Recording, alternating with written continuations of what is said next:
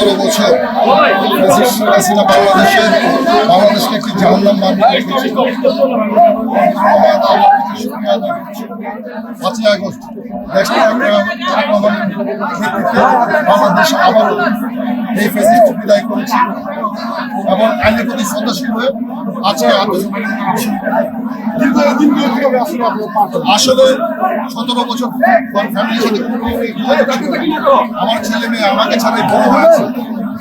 সেই 1 বছর অনেক কর্মকর্তার কাছে শুক্রিয়া আদায় করতে গিয়ে 1 বছর পরিবার এবং সহযোগিতা এবং পরিবার সমাজের সাথে সময় কাটাতে। মোনালিসা হেভি ফ্লো 15 পিস প্যাকেটের সাথে 8 পিসের একটি প্যাকেট একদম ফ্রি।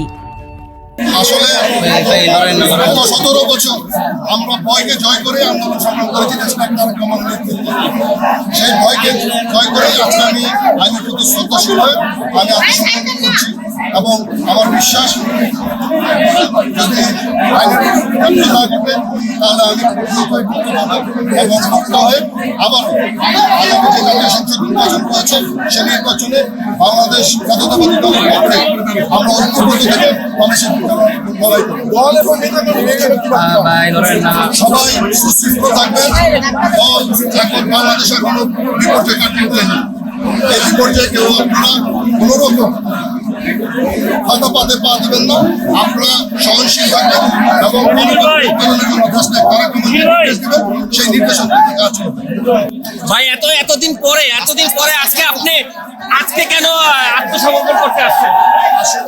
গত 1 বছর স্বাধীন বাংলাদেশে গত 17 বছর আমরা কোনো পরিবারকে সময় দিতে পারিনি। সেই পরিবারকে সময় দিয়ে 1 বছর পরে আমরা আত্মসমর্পণ করছেন। আপনার সাথে যারা নেতৃবৃন্দ ছিল তাদের জন্য আপনি কি বলবেন? তারা কি আত্মসমর্পণ করবে কিনা? আমি সবাইকে যোগাযোগ করেছি। আমার বিশ্বাস এবং আশা ওরা দ্রুত আত্মসমর্পণ করে আইনের প্রতি শ্রদ্ধাশীল হয়ে আত্মসমর্পণ করবে এবং তারা আইনকে শ্রদ্ধা করবে।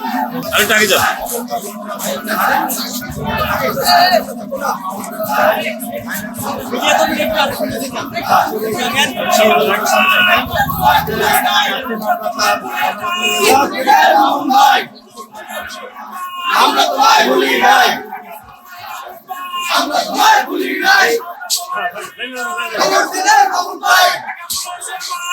মামুন ভাইয়ের ঘাটি, মামুন ভাইয়ের ঘাটি।